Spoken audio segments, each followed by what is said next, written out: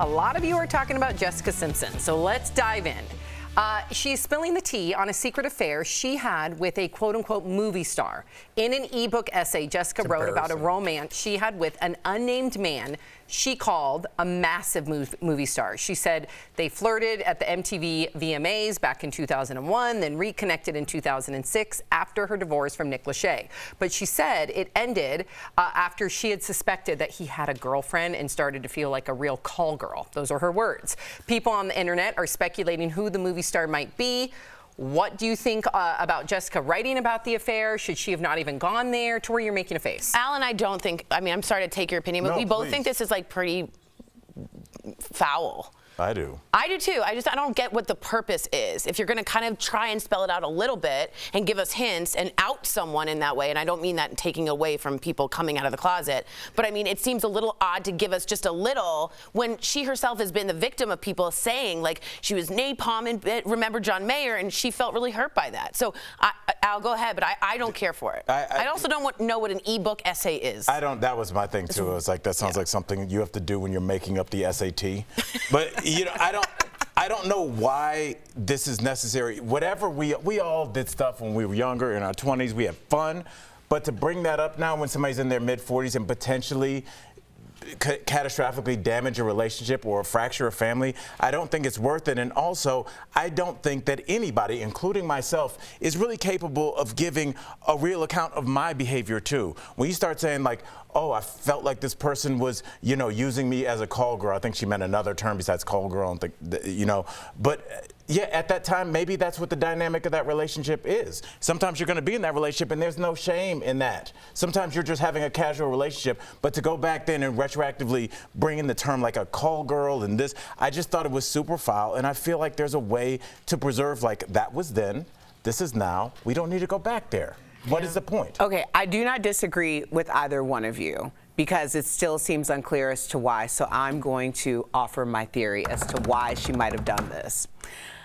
It comes across to me like she was going to be outed, and no one wants to be labeled a homewrecker.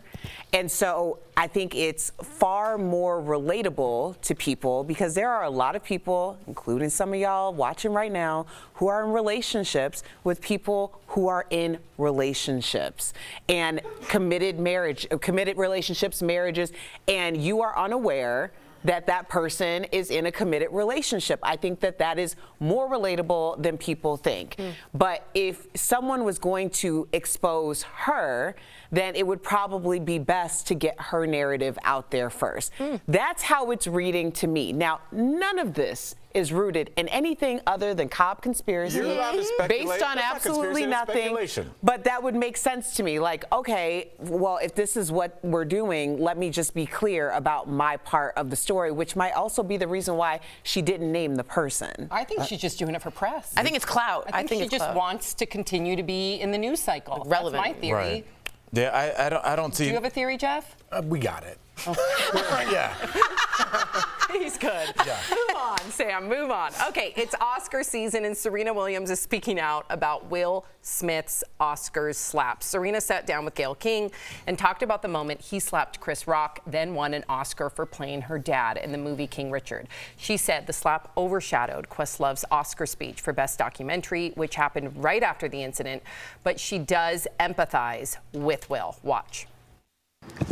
I've been in a position where I've been under a lot of pressure and I've made a tremendous amount of mistakes. And I'm the kind of person that's like, I've been there, I've made a mistake, it's not the end of the world.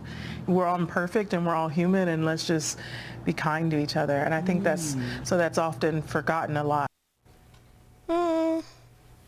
I don't know about that. That was an assault on someone. Yeah, that was, like, be kind. I don't know. I don't get why people go easy. I'm not trying to bash Will Smith. I want him to come back and all that, but we got to call out what that was. You even have to couch it in I know. that you're not trying to bash him. Look, we all love Will Smith. Who doesn't love Will Smith? Very closely. I'm not defending what Will Smith did. Of course you're not. But this is somebody that worked with Will Smith for years and said that Will Smith nailed the portrayal of her father. And he did. There's a mutual respect there. Obviously, she was disappointed. She said it overshadowed Quest Questlove speech. But I think at the end of the day, she has a loyalty or a respect that we don't know of because we don't know Will Smith. Yeah, again, we're still talking about Will Smith instead of Chris Rock. Yeah. Chris Rock, whose career was forever altered by this. She might as well have gone up and branded him in terms of, like, so this is something that he cannot speak without somebody thinking about it. He cannot do stand-up. He cannot do his job ever again without somebody wanting him to speak on this. He will never do a show without somebody yelling this out. He will never, here's a double negative, not be associated with this incident for the rest of his natural life. He done probably 150,000 sets to get to where he is, probably more than that. And to have your career forever altered because somebody was mad at a joke. No one argues that, but you have to understand where Serena's coming from. Well, first, we just keep talking about Will. I do want to hold space for what Al just said because, Al, you're in a very unique position to speak that passionately about that as someone who has been on the road for decades and has cultivated this career in comedy. I can completely understand you putting yourself in Chris Rock's shoes and thinking how this is affecting him, and I appreciate that perspective. I want to honor that perspective and add maybe Serena's perspective because what I was hearing was, I am not a perfect person. I have made my mistakes very publicly, and I am not the person to condemn anyone. So can we please just give like everyone a little bit of grace? Right. I think that she either way wouldn't have said something that was going to come down on one side or the other. Right. What I heard her do is interject her own experiences, and I think those two things between your perspective and what she said can coexist. I wonder, and Jeff, I want to hear your thoughts. I wonder, have we ever done a story on this show that had so many like different threads to it? Just that the relationship, I mean, your dad is, you're getting an award about a movie made about your family. Questlove does this incredible documentary about a music festival that went unnoticed at the time. Just all these things together, Chris Rock and his relationship with the Smiths, apparently, it's such an interesting story. I'm sorry. We got it. Okay. No, I'm just kidding. I'm kidding. I'm kidding. No, you got it first. No, I got it. I was just joking. I was just going to put that in. That was really good. I was just going to talk about empathy for a minute, right? Because if you have a particular interest in somebody with Will Smith, like she does in this case, you got to have empathy for everything, okay? You can't just pick and choose when you want empathy because you like someone or have a relationship or don't like them. If you want to forgive people for forgiveness, you got to forgive Donald Trump if you hate Donald Trump. That's not true. Why not? That's not how empathy... If you're having empathy for somebody, and again, Donald Trump was I'm just using someone antagonistic like that, right? But what I'm saying is if they went through a hard time, just because you don't like that person, you got to have empathy for what they're going through. That's what I meant to say. No, and I understand, but that's not true empathy because empathy is the ability to put yourself in someone else's shoes because you have a similar thing that you have a tie that binds. So I don't think so because if Will Smith did it or I did it, maybe she'd be like, I can't believe that white guy from DBL slapped that Chris Rock.